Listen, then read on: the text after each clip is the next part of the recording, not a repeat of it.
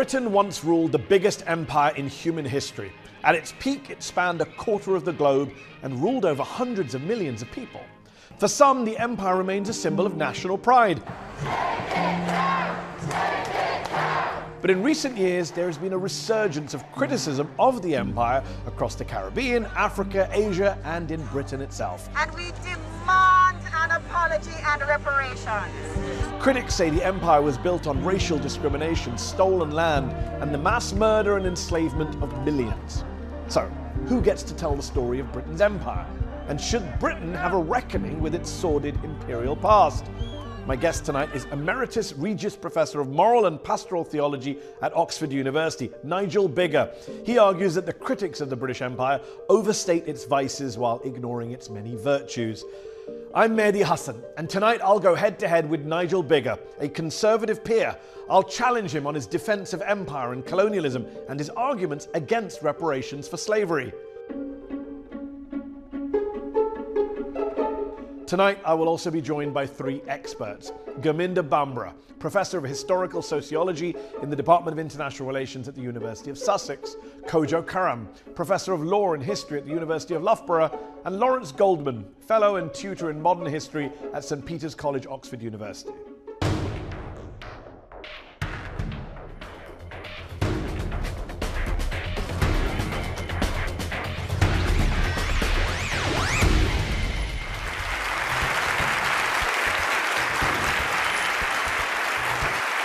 Nigel Biggar, thank you so much for joining us on Head to Head tonight. The British Empire was the biggest in history, and under the empire, millions died in famines from Ireland to India, in massacres from Malaya to Kenya, in concentration camps in South Africa.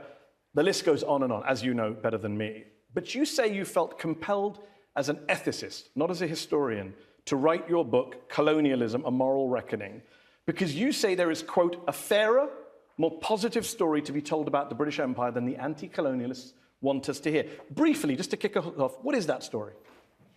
So the first thing to say, Mehdi, is that empire and slavery and racism are universal phenomena, practiced on every continent by people of every skin color. You can't find any 400-year long state, such as the British Empire was, that doesn't contain very bad stuff, and you've listed some of them there.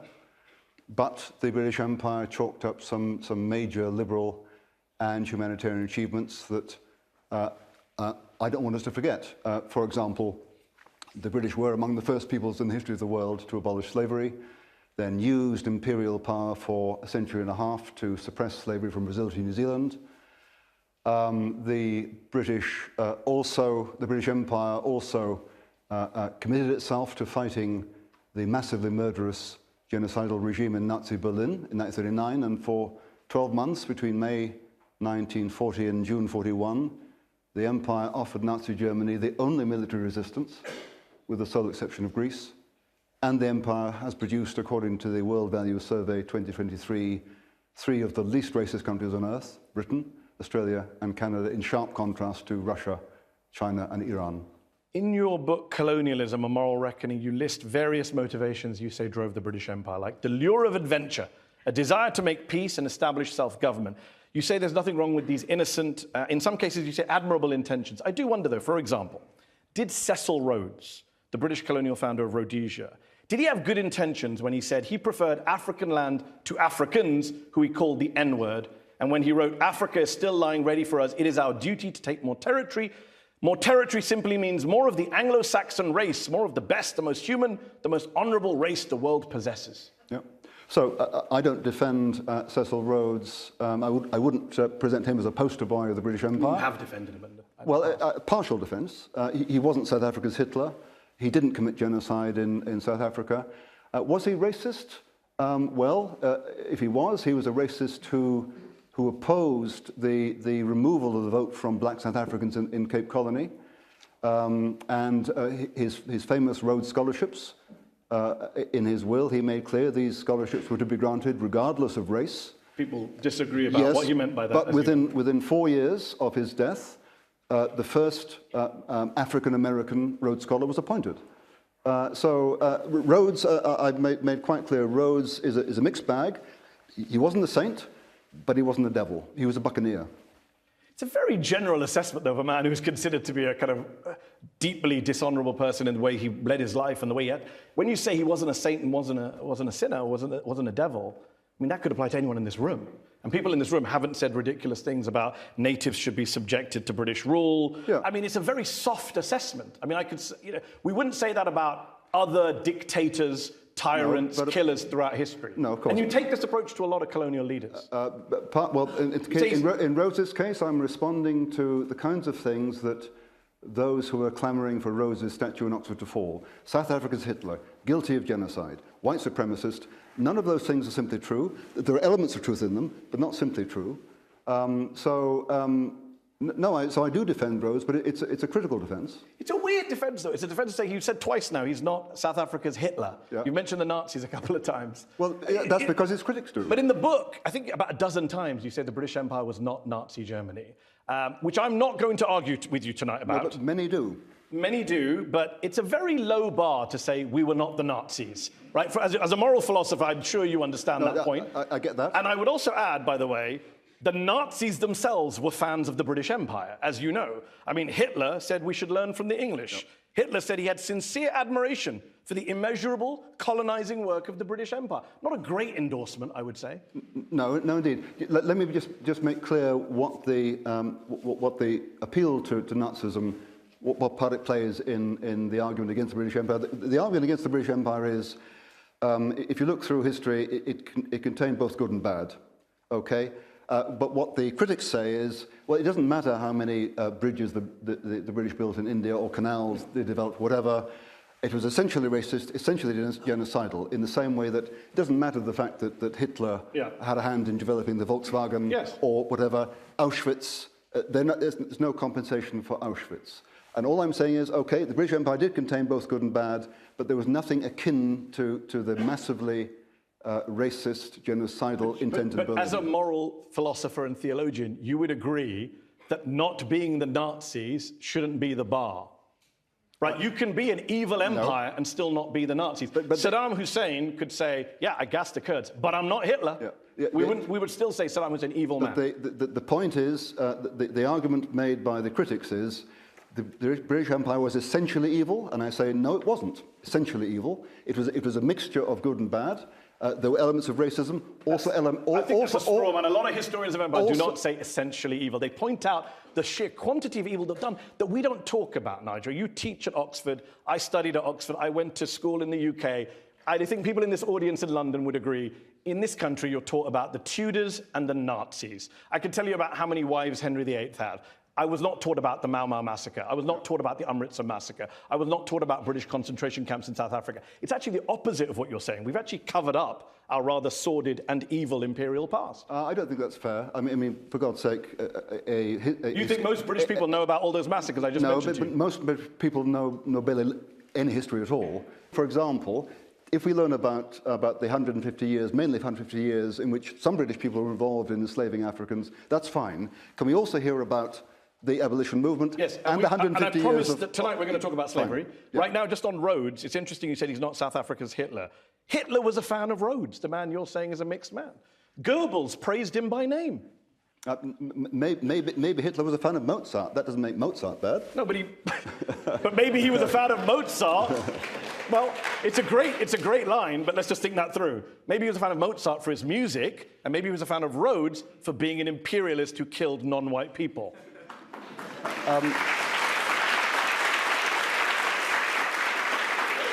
It's not clear to me, maybe, what that says about Rhodes. I mean, Hitler's view. He's a pretty bad guy, I would say. I mean, the problem you have, Nigel, is this is what you do in the book. You say I'm looking at good and evil, but when you look at a lot of colonial leaders, you present them in the best possible light. Let me give you an example. And people accuse you of cherry picking. You know this because you've responded to your critics at length in the book.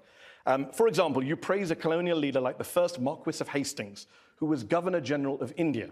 And you quote him saying that he wanted to promote the, quote, happiness of the vast population of the country. And you praise him for saying that. Great line. That's a quote from his diary, which you quote from. In that same diary, he says that Hindus in India are limited to, quote, mere animal functions, with no higher intellect than a dog might be supposed to capable of attaining. Strange that you didn't include that quote in your book. I didn't include that quote, but you can find other quotes similar to it, so I don't deny... I mean, it completely undermines the idea of the Marquis of Hastings as some great believer in egalitarianism and racial equality. Not entirely, Mehdi, because most of us are moral mixtures and we're not consistent. I don't condone the stuff you've just read out from his diary, people can read the book and find that I quote other people saying equally abhorrent racist things. My argument is, yes, the British Empire contained racism, as does any human society. And let's be clear here, racism was not an invention of the British or Europeans. Lots of Africans have racist views of other Africans. Medieval Arabs had racist views of both Europeans and Africans. Gandhi was disparaging about Africans. So let's be clear, racism is not a peculiarly British thing, it's abhorrent. And my point is, racism was not... You cannot say that the British Empire was essentially racist, because there were also anti-racist impulses as well. And the whole of the abolition movement, which became widely popular in this country in the late 1700s, was premised on the basic equality of all people under God, regardless of race. And you're defending the empire by citing a lot of anti-imperialists, but as I say, we will come to slavery. Just on colonialism and racism, you mentioned again, you said lots of other societies were racist. Gandhi was racist. Africans were racist. First of all, we're talking about the British Empire. So that's one issue. Yes, but let's put that in context. But you're a moral theologian. So you're supposed to describe actions and judge actions objectively, independently. The whataboutism is something you find on the playground. Well, miss, I hit him, but he hit me, and that kid hit that kid. Okay. If you're evaluating whether the British Empire was good or evil, you should evaluate it on its merits. Other people... I'm quite clear that racism, from whatever quarter, is morally wrong. What I'm against is picking out the British and saying these people were extraordinarily racist, because it isn't true. I mean, you're using straw man arguments. Extraordinary race, I don't know what that metric is, but we had the biggest empire in the world. We were involved in the slave trade. We conquered countries like multiple countries across the world, ran them almost as dictatorships. And the colonial leaders did speak in racist terms. I've only quoted 2. We could quote about 20 more. There is a lot of whataboutism in the book, Nigel. You seem to justify... What's wrong with whataboutism? What is wrong with whataboutism? Yeah. Well, I'll give you an example. You say, for example, the first Opium War, in which the British killed thousands of Chinese people. You say that war was wrong. You say in the book, you say it was wrong, it was unjust. But then you add straight away, in just a couple of lines later, that those Chinese deaths at the hands of the British in the 19th century, and I quote you, fade into insignificance when compared to the millions killed by Mao in China a century later. What has one got to do with the other? Mao killing Chinese people in the 20th century doesn't make it okay for the British to kill Chinese people in the 19th century. How is that a moral assessment? The connection is this. The communist government in China uses the period when European powers and British powers were exploiting China to excite Chinese nationalism. And the communist government in Beijing completely ignores the fact that Mao presided over the deaths of Chinese on a much larger scale. That's not a moral point, though. So why did you add the caveat? It pales into insignificance compared to Mao. To make clear, Mehdi, that this was not extraordinary. But that's not what morality is about. I mean, Nigel, it's not just China. I mean, throughout the book, I read this book, throughout the book, you kind of go halfway there, and then you can't help yourself. You say, the British Empire was bad, but it wasn't the Nazis. The first Opium War was bad, but Mao was worse. You say famines happened in India under the imperial watch, but the famines happened after independence too. You say the camps in Kenya were bad, but then you say, but the Soviet gulags were worse. You do that throughout the book. You can't bring yourself to just say, this was really bad. As a Briton, I'm saying this was bad. Well, why can't you do that? Can you do it tonight? Page 276, you will find a whole list of the bad things over which the British Empire presided. I'm chuckling because I had a feeling that you were going to say page 276. Because you wrote a postscript, and every time someone criticizes you, you say, look at page 276. It's like your one page out of 400 pages where you list all the crimes, and it's your go-to move to say page 276. Because page 276 summarizes what the previous 250 pages have said. It's not just the only place. So can you do it tonight? Can you criticize something the British Empire did as evil without any qualification, caveat, if, but, what about? Slavery. Disproportionate violence, sometimes a theft of land, The most destructive thing probably was the spread of disease, which was inadvertent. You just did it! You just did it! You just did it in front of our eyes! Well, tell me, the COVID epidemic killed 7 million people. Okay. It originated in China. Okay. Did the Chinese intend to kill 7 million people?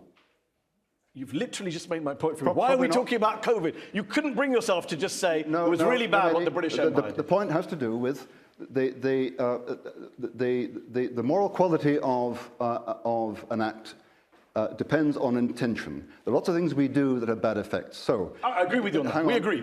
So Europeans brought diseases to North America and Australia, as did Indonesian fishermen from Indonesia to northern Australia, which had devastating effects on native peoples. No one intended to do it. No one can be blamed for it. I agree with you on intent. But when you carry out a massacre, like in Amritsar, that's intent. When you carry out torture in Kenya and you say we're going to do this quietly, that's intent. As I admit in the book. Okay, good. So we can condemn what happened in Kenya as an evil stain on British history as part of the empire. Well, it depends what you mean. But the torture of people in the Mau Mau. The clubbing to death of 11 detainees by African warders at Hola Camp, yes, was very bad, and the authorities are responsible for that. Yep. Great. I love it when we agree. In the conclusion of your book, Colonialism: A Moral Reckoning, you offer your readers a tally of the evils of British colonialism, as well as a, of course, credit column in the British Imperial Ledger. Basically, why do you say of course? I'll tell you why. You seem to be sceptical. I am, and I'll tell you why. Okay. You summarize the pros and cons, the good and the evil, and then you say you're not keeping score. You say very explicitly, is that still the case, that you're not scoring them? I don't say that. You say, where's it gone? Let me just pull up the exact quote. You say, whatever the debit column of British colonialism, there's a credit column too, of which any fair ethical assessment must take into account the goods and evils that the empire caused intentionally or not of such different kinds that they cannot be measured against one another. The different keeping score. So I keep score, but I say you can't weigh these up. You can't say one's longer or better than the other. Tell me how. Is that your position? Tell me how. No, I'm asking the question. Can't be done. It can't be done. So then why did you go on a right-wing podcast and say that the credit column is longer? Because on the page it is. Because on the page it is. Let me be clear. On the page there's a longer list of the good stuff. On the matter of whether you can weigh these things up, you can't do it. So you were just talking about the physical pages that take it up. You weren't trying to imply on a right-wing podcast in 2023 that the credit column is longer for the British Empire. Why is it relevant? The podcast was right-wing. What's it got to do with anything? Oh, I think because you were talking to a host who was much more in agreement with you, and you were much more honest about what your actual view is, which is you think the British Empire did more good than evil. No, I didn't say that. You have... I've made it perfectly clear. I don't think you can weigh up goods and evils in that fashion. Okay. So the point you were making is actually beside the point. Even if we accept that the column is longer, and you're saying you don't think it's longer, you were talking about number of pages. It was longer physically on the page. Physically, you're talking physically, okay. But let me get to my question. How does that morally justify any of the evil side of the column? It doesn't. It doesn't, right? Well, but name me, okay, it doesn't, no, it doesn't justify it. But name me any state, as I say, any long-standing state, that doesn't preside over bad stuff. But isn't that a problem then, as a moral philosophy? Yeah, well, like, how do we judge the evil people in history? They'll all come up with some defense of some good thing they did. No. Or do we just give the British Empire that pass? No, we don't give. No, and I don't give it that pass. What I say is, the empire contained both these things, different times. I mean, millions of people died because of the British Empire, under the rule of the British Empire, over the course of hundreds of years. Yeah, so I can say that is a great evil, just as I can look at the Nazis and say millions of people died in Nazis. Now, we can play pedantry around who was essentially racist or not, but in terms of killing people, the British Empire killed a lot of innocent people, and many of us would argue that should be a bigger source of shame and focus than the fact that, yes, they built railway stations. It only matters whether the British Empire did good or evil in its own terms. You have to pick, are you a historian or are you an ethicist? Because you keep jumping around. I'm a bit of both. Okay. So my view is that the British Empire presided over both good and evil, and I do the best I can at the end, and I explain what my overall argument is. Let's go to our panel of experts who've been waiting patiently here. Gurminder Bhambra is a professor of historical sociology at the Department of International Relations, the University of Sussex, editor of the forthcoming book, The Modern World After Colonialism. Gurminder, you've read Nigel's book, I know. In his introduction, he does say he sets out to paint a historically accurate and fairer picture of the British Empire. Did he do it in your view? Not in my view, no. What's your central objection to what you've heard from Nigel tonight? Well, I think one of the first things we have to take issue with is the way in which Nigel constructs the very idea of empire, and this argument that he makes that empires have existed across human societies, across all time, and that all empires are effectively the same sort of phenomenon. And I would argue that we need to think about empires quite differently. There is a significant difference between empires of incorporation, which included empires such as the Ottoman, the Chinese, the Mughal, and European empires of extraction, which were effectively the British, the French, and the Dutch. And one of the ways in which we can think about the differences between the two is the way in which they relate to questions of food scarcity that occur, because food scarcity occurs across all human societies at different times. The British Empire, and if we compare it with the Mughal Empire, because it's the same territory, the same populations, there was no significant famine that created death under the Mughal Empire, which ruled for over 400 years. Under the British Empire within India, when the East India Company came into power, they presided over a famine in Bengal which killed over 10 million people out of a population of 30 million, and they collected more taxes at the same time. There had never been a famine under Mughal rule within Bengal, and the next time there was a significant famine in Bengal was when the British government were directly in control during the Second World War, where 3 million died. Okay. Let me bring in Lawrence Goldman, who is a fellow and tutor in modern history at St. Peter's College, Oxford, former editor of the Oxford Dictionary of National Biography. Lawrence, how do you respond to what you've heard tonight? Well, I'm fascinated by the moralism that you show, Mehdi, and that I think the audience shows, because I don't think moralism has a place in these arguments, if I may say so. If you read history as a record of whether people are just or evil, you're not doing anything at all. You're certainly not reading history. You're imposing upon the complexity of human civilization not only the wrong categories, because every society, every civilization is evil in some ways and good in others. And you're also, if I may say so, you are projecting onto the past your own contemporary morality. If you think about racism for a moment, most of human history has been dominated by people who have thought in racial terms, who have divided the world and the peoples that they governed according to their races. It is absolutely ubiquitous. It is absolutely normal. And we, of course, because we now live in anti-racist societies, we are simply projecting onto the past. They would not understand us, Mehdi. It would be completely ahistorical. So I ask the audience to think historically and not moralistically. So the problem, Lawrence, is that Nigel specifically wrote a book saying he wanted to make a moral assessment of empire. So if you have a problem with the morality side of things, you should take it up with Nigel, not me. That was the goal of the book. In terms of what you said about projecting onto the past, I hear that argument a lot, and I take your point about racism and where cultural attitudes go. But killing lots of people, I'm pretty sure they thought that was wrong in 1850, 1750, 1650. Murdering and massacring women and children, I think they thought that was wrong at the time as well. But isn't it remarkable in the history of the British Empire that at a certain point in the 19th century, they began to think rather differently about the use of violence. And they wanted, for example... Weird because they set up concentration camps in South Africa straight after that. Perhaps, but what they wanted to do was trade. Now, the British Empire, as you present it, is one long exercise in the same thing. But as a historian, I put it to you that it's not. A free trade empire in the 19th century is really about commercial intertrade. So let me bring in Kojo Koram, who's a professor of law and history at the University of Loughborough, author of Uncommon Wealth, Britain and the Aftermath of Empire. Nigel says many of the intentions behind the people setting up the empire were admirable in some ways. People wanted to establish self-government, he says. You just had Lawrence say a free trade empire. What is wrong with that view of the empire, in your opinion? Well, I think what we need to do is actually look at what was said by some of the people who set up the empire. And what's really fortunate about the British Empire is so much of the heavy lifting of empire wasn't done by the British state, but was actually done by a number of private chartered companies. And what you can see in their charters is their objective for why they started the extraction of wealth in those countries, and that is to maximize profits for their shareholders. Whether they introduce some cultural practices or played a little football with the natives as part of that project is not the objective of these institutions. We can look at the historical conversation that happened, not subsequently rewriting history, but at the time.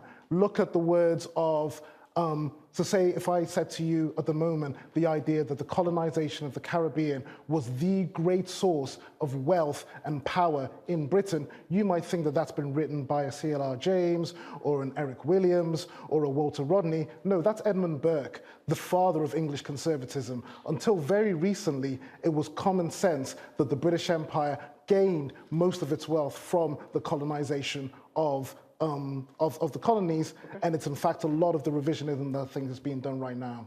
Nigel, do you want to respond to Kojo or Gurminder? He says revisionism. Let me just start with Kojo, since that's fresh in my mind. So Kojo, on that last point, you're quite right. I mean, there are some economic historians who reckon that the contribution of slave trading and slavery to Britain's industrialization was, I think Eric Williams said, enormous. Others say central. Most economic historians that I know about say no, it was somewhere between small and modest. The greatest living historian of transatlantic slavery, David Eltis, and I say that because Henry Gates, the African-American historian at Harvard, rates Eltis as the most authoritative. He uses the word trivial in terms of the contribution of slave trading and slavery. So one thing we need to make clear on that issue, anyone who makes an unqualified claim that slave trading and slavery made an enormous or central contribution to British industrial prosperity is not telling the whole truth, because that is highly controversial. Okay, we are, as I mentioned earlier, we are going to talk slavery after the break. Do you want to deal with Gurminder's point about you treat all empires the same, and the British Empire in many ways was worse than other empires? Well, I know that empire took different forms. I don't accept the simple description of British Empire as extractive, partly because the population of India during British rule increased by almost 3 times, which implies some level of increasing prosperity. The area of cultivatable land in India increased 8 times under the British. So I don't deny there were instances of exploitation and extraction, but to characterize the whole of the empire in those terms is simply wrong, because the empire gave indigenous peoples opportunities they'd never had. Just to clarify, I mean, you mentioned the population. There was also studies done. Journal World Development did a study that between 1890 and 1920, there were 50 million excess deaths in India. We will continue this discussion. There's more to go. We've mentioned slavery a few times tonight. We will go back to our panel. We will hear more from Nigel in part 2 of Head to Head when we come back with Nigel Biggar to talk about his other book, Reparations, Slavery, and the Tyranny of Imaginary Guilt. Don't go away.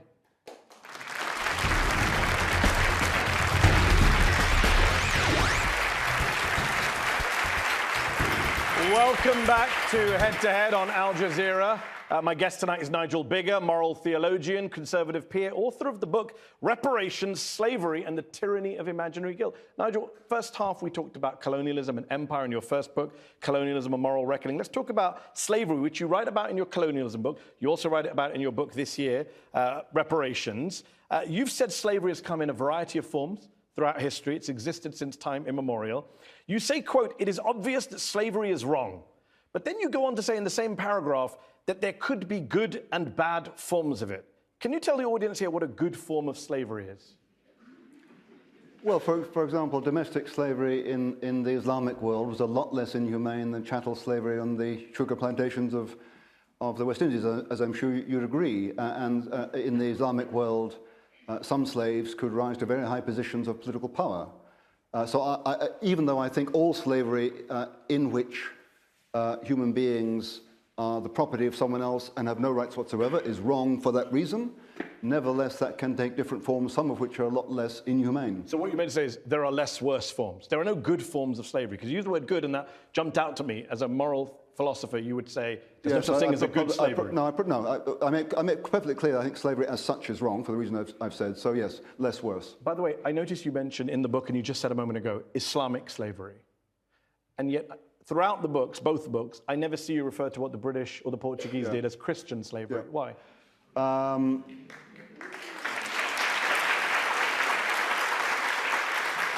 the use of the word Islamic there is not referring to religion as such, it's referring to a culture. I could have said Arab, but I'm not quite clear whether there were, as it were, Muslim peoples who were involved in slavery who weren't Arab. So I use either term. But you would be happy to use the phrase Christian slavery? Yes, I would. Okay. Yes, I would. You've argued in your book, Reparations, Slavery and the Tyranny of Imaginary Guilt, that Britain has already essentially paid penance for slavery by abolishing it and later fighting against the slave trade. Putting aside the arguments around practicality and logistics, how you would do reparations, can we park that for a moment? As an ethicist, do you even believe there is a moral case still for Britain to offer some form of reparations for its big role in the slave trade? No. Why? Several reasons. First of all, as I say, slavery was a universal institution. Secondly, lots of peoples were involved in the transatlantic slave trade, not least Africans. So if we're going to have, as it were, an accounting of who owes what, then the African nations need to be taken into account as well. Third, the British were among the first peoples in the history of the world to abolish both the trade and the institution, then spent both money and lives suppressing it worldwide. Does that make up for what was done to the millions of African slaves in the West Indies or the Southern American colonies? No, it doesn't. There's no way we can. I mean, those people are dead. The best the British could do was to stop it, and then to try and stop other people engaging in it. I just want to unpack, you said a couple of points there. In terms of the African countries, we talked about this in part one. That is whataboutism. From a moral point of view, whether Britain should offer some form of reparations or apology for slavery is irrelevant what other people do. No, it's not. You're responsible for your own actions. No, it's not. Why? It's not. By all means, Britain should acknowledge responsibility for that. So should African countries, and they don't.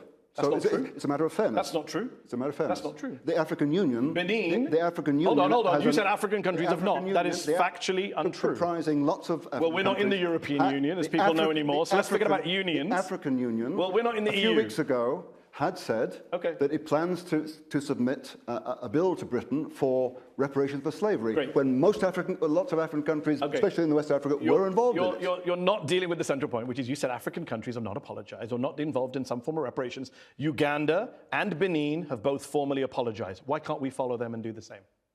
Apologize. Okay. They've got a formal state apology. Why can't the British government do it? Because we apologised 200 years ago by stopping it and suppressing it. That's not an apology. It's much more than an apology. Nigel, you are a professor. Much more than you an are apology. a professor of moral theology. And when I hear you speak, if I went out, if me and all my neighbours killed everyone in the local area, hold on, let me finish my analogy. Let's pretend that I'm your student in class. I'm making my pitch to you as a professor. If me and all my friends killed everyone in the local area, we constantly killed and kidnapped people in the local area, and then I stopped doing it, and I then made all my neighbors stop doing it, you're telling me that any kind of justice for the people I killed or kidnapped, that they've had any kind of accountability, that I've made up for what I did just by stopping doing it? Stopping committing a crime, you don't get a prize for stopping committing a crime. Well, okay. You tell me, where am I wrong? Morally, where am I wrong? I think if you're among the first peoples in the history of the world to stop doing something that is very common, I think you should get some credit for that, especially if it cost you. And I think you should also get credit for spending a century and a half suppressing it from Brazil to New Zealand at cost. Can you make up for what happened to those people then? No, you can't. Can we make up for what happened to the medieval serfs who were exploited, or the early industrial workers who were stopped? No, we can't. Hold on. We did lose people, as you say. You keep mentioning the cost. Several hundred, some say more than 1,000 British sailors were involved in sacrificed their lives, and that is undeniably true. 3 million slaves were taken by the British Empire across the Atlantic. 300,000 of them or more died just crossing over the Atlantic. Whatever we did to cancel it out pales into insignificance with the original crime. And when you talk about, we can't do anything about it, they're already dead. Funny that we managed to find £20 million at the time, which was equivalent to 40% of the government budget, to compensate the slave owners. We compensated the slave owners, but not the slaves or the victims of slavery. And the reason for How is that not a huge moral wrong, morally? No, it wasn't morally wrong, partly because that was required, to get abolition through the British Parliament. Had it not been That's Nigel Biggar, the Conservative peer, speaking. That's a politician. That is not a moral assessment. Well, morally, that's irrelevant. What was needed to go through Parliament? No, Mehdi, no. If you want to get slavery abolished, that was the political cost. And if you don't pay that cost, then slavery gets extended. I think that was a morally justifiable political compromise. The other reason for paying compensation to the owners of slaves was to enable sugar plantations to remain viable businesses after abolition. Why? Yes, of course, so that investors could continue to make a profit, but also so that emancipated slaves would have some means of earning a wage. So why can't people today, in the Caribbean, for example, the CARICOM, as you know, the Association of Caribbean States, they're asking for, you know what their #1 request is in their 10-point list of reparations? A formal apology. That costs us nothing. Why can't we do that?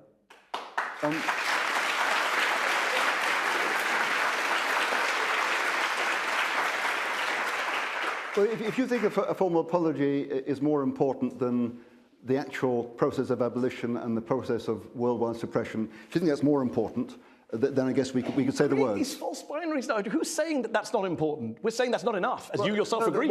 I guess what I'm saying is I think the act was a costly apology. But you want the words added? I'm sure we could add the words.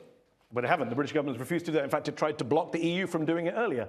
Let's go to our panel of experts who are waiting here to come in. Kojo, Nigel says it's just not possible. It wasn't possible then. It's not possible now. This isn't an issue of morality, or if it is, it's about getting slavery ended. We paid the price to the slave owners. What's wrong with that view? I think that we always try to frame the idea of reparations as though it's an impossibility, when in fact we see it pretty prevalent within both international and transnational justice movements of the current moment. We can look at not just the German reparations paid towards victims of the Holocaust, we can look at the German paying reparations to the victims of the genocide in modern-day Namibia. And we understand the mechanisms that could allow for that ability to transfer resources over time to people who have been the long-term victims.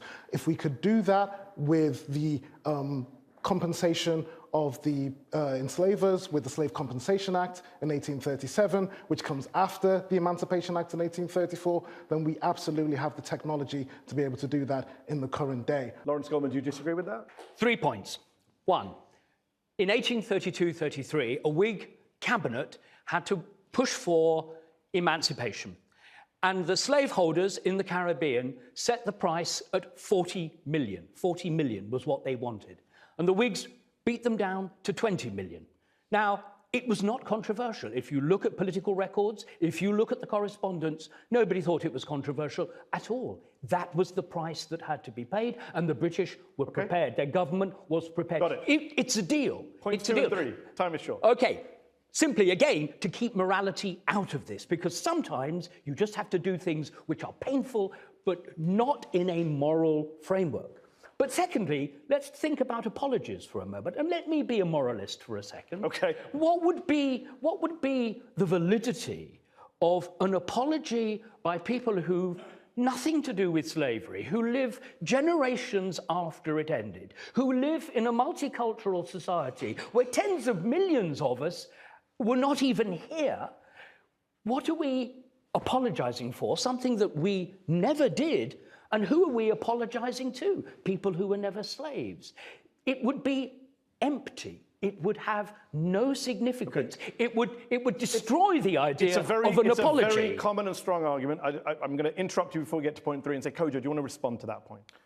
I think that when we talk about what would be the value of acknowledging the violence of transatlantic slavery and also of trying to make reparative justice, we are thinking about what happens in the present, not just in the past. I think that in the moment of a changing world in which we have a growing multipolarity, Britain is looking to try and re-establish its relationships with its former colonial countries in the Commonwealth. Of course, that problem emerged when it turned out that the Foreign Office had codenamed that trade strategy Empire 2.0. And so this is part of the myopia that happens when we try to extend ourselves into the currently changing world without acknowledging the violence and the pain of people we are then trying to facilitate trade relationships with. Let me bring in Gurminder Bhambra, who's been waiting patiently. Gurminder, Nigel makes the point that empire is part of human history. We talked about this earlier. He also makes the point that slavery is part of human history. He mentioned, quote unquote, Islamic slavery and other forms of slavery. What's your response to that? What would you say? I mean, well, I think there's a real issue about the lack of specificity about what is being talked about. It is just not true that all societies had forms of slavery that were equivalent in any way. What emerges with the European trade in human beings is a very distinct form of slavery which involves the transaction of human beings. So you have forms of servitude and you have forms of coerced labor in societies where there weren't previously ideas of free labor. What's distinct about the emergence of chattel slavery as the Europeans undertake it is that what's happening in Europe at the time is the emergence of the idea of free labor.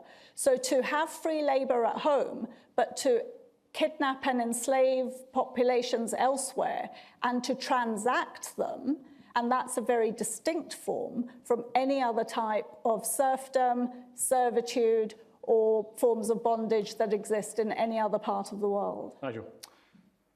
So I fully accept that there were different forms of slavery. I need to ponder what you've said, quite understand the significance of it. What I don't accept is that the form of enslavement that the Europeans engaged in was uniquely brutal. It was very brutal, it wasn't uniquely so. In terms of reparations, to finger the British alone, and it's only the British or Europeans who are being fingered, is just unfair, given the fact that we abolished it, we suppressed it, we paid for that, and that no one is asking money from Africa. And West Africans were involved in enslaving other Africans, at least from the 1500s onwards. Very briefly, you wanted to comment? The abolition of slavery was followed by a century or more of indenture. So it's not as if abolition was the end of the story. So we often talk about abolition as if it's the end of the story of European involvement in the enslavement of populations. Not only do we not talk about enslavement within the Indian Ocean world, but only focus on transatlantic slavery, but we also don't then look at the systems of indenture that took millions of Indians and Chinese to the Caribbean. Indenture is not different to enslavement.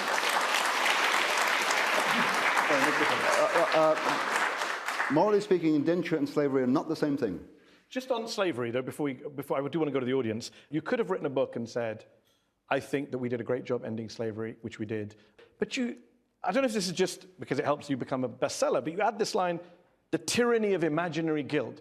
You're a Christian theologian, and you're saying we shouldn't feel guilty at all about 3 million Africans being taken out of their homes and moved to across the Atlantic? The guilt is imaginary? Why can't we have guilt and also believe everything you just said? First of all, we can only feel guilt for something we did. We did. We did take 3 million people out of Africa. You and I didn't. No, you and I didn't. I can lament what some of our ancestors did. I can't feel guilty for it. So that means you take... So hold on. So you're telling me with a straight face you don't take pride in Britain, in us defeating the Nazis in World War II? You've never taken pride in that?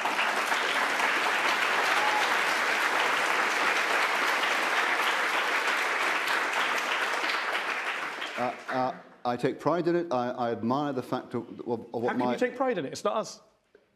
Well, no, of course.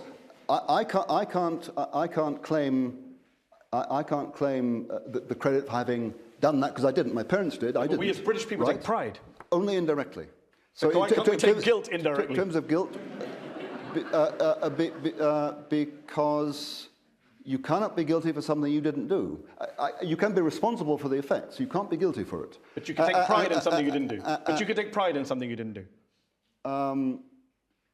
Metaphorically. So I prefer to use the word admiration now. Okay, but most British people take pride in our win over the Nazis. Let's go to the audience here in the Conway Hall.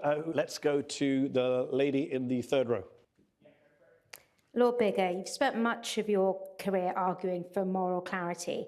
Now that you've joined the House of Lords after getting peership by Cami Badenoch, the leader of the Conservative Party, do you worry that association might blur the lines between your academic voice and your political one?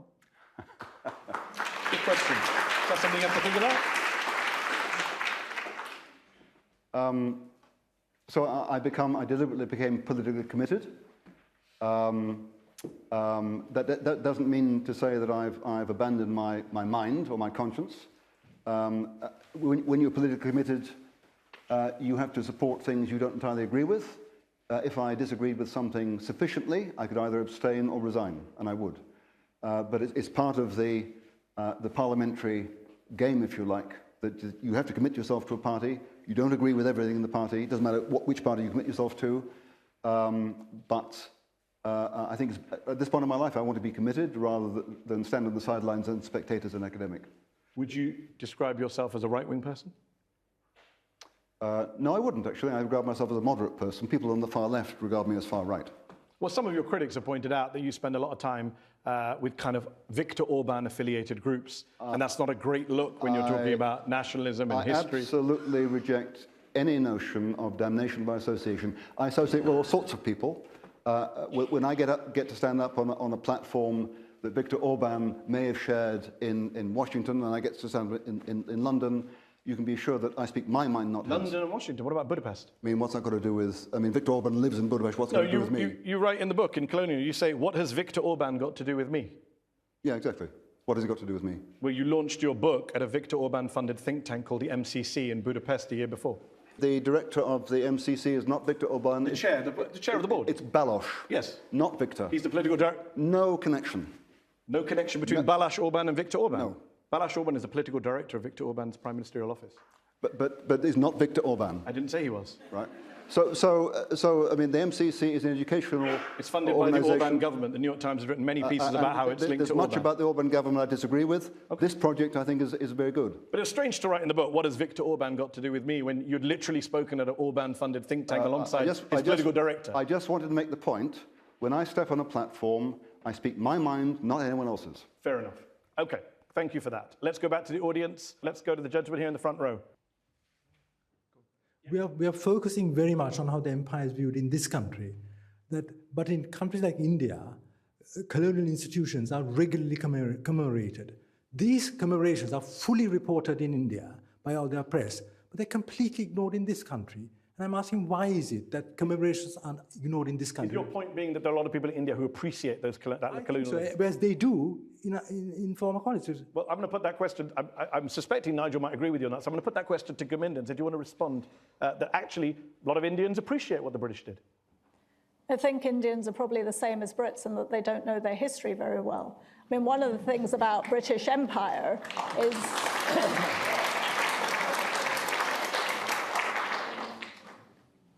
I mean, so the arguments that have been made, we have to look at history seriously. And one of the things that's missing in the conversation and in the books is really this sense of connection between Britain and India and the ways in which India has funded so much of what exists within Britain. So slavery has contributed, but so has colonialism in India. And there's a failure to recognize the extent to which colonial and slave wealth has actually built every institution in this country that we're in. And I'd just like to say one other thing.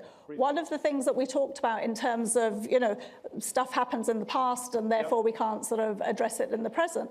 Well, if we go to Edmund Burke and Edmund Burke's understanding of society, he understood society as a partnership between the living, the dead, and the not yet born. And the institutions are what combine the past, the present, and the future. And if there are injustices in institutions in the past, they manifest as inequalities in the present. So we have to address those inequalities in the present to make good the injustices of the past. Okay, let's go back to the audience. Let's go to gentleman in the blue shirt, and then I'll go to the lady there. Gentleman there.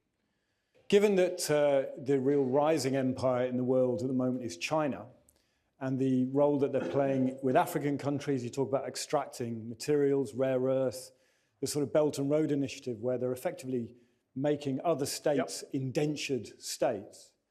Who's going to be demanding reparations in 50 years' time, and from whom? I'm going to put that question to Kojo, if you don't mind. Do you want to deal with that question?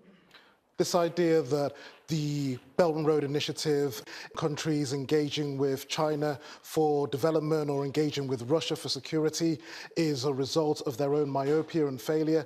I think we need to think about why is it that they're willing to engage with those countries but not willing to engage with Britain. The fact that we refuse to acknowledge the colonial violence, we refuse to offer a formal apology, and we refuse to recognise how damaging that history was. I think that we need to think about Britain's role of how do we re-establish those relationships with those countries. We are almost out of time, but I did promise this lady here a question. You're going to be the last question. Apologies. Yep. Lord Biggar, you've argued that free speech is under threat from what you define as cancel culture. However, isn't that phrase often used to dismiss legitimate criticism? When does accountability for one's words stop being censorship and rather starts being responsibility? So there's no doubt that the free expression of certain views like mine is cancelled. It's been cancelled, in my case, 3 times this year. I'm really glad that Mehdi has had the likes of me on this platform. I don't think there should be censorship within very broad legal confines. So the only way I can be accountable is by saying what I think, and then you can respond. That's why cancellation and censorship is so unhealthy, because views don't get challenged. We don't get to think together. And it's really important that we have more or less civilized exchanges where views that we really don't like, we get to be confronted with them, and we get to be forced to think about them and discuss them. So I'm all in favor of accountability. I'm all in favor of free speech, except within confines imposed by the law in terms of forbidding the incitement to racial hatred, for example. But we should have a broad liberal space for the open, in good faith, exchange of ideas. Well, I appreciate you letting me challenge your ideas tonight. We are out of time. Nigel Biggar, thank you for joining us on Head to Head. Thank you to our audience here in London's Conway Hall. Thank you for your questions, and thank you to our panel of experts for their insights. Appreciate you coming on the show. Head to Head is over for now, but it'll be back soon.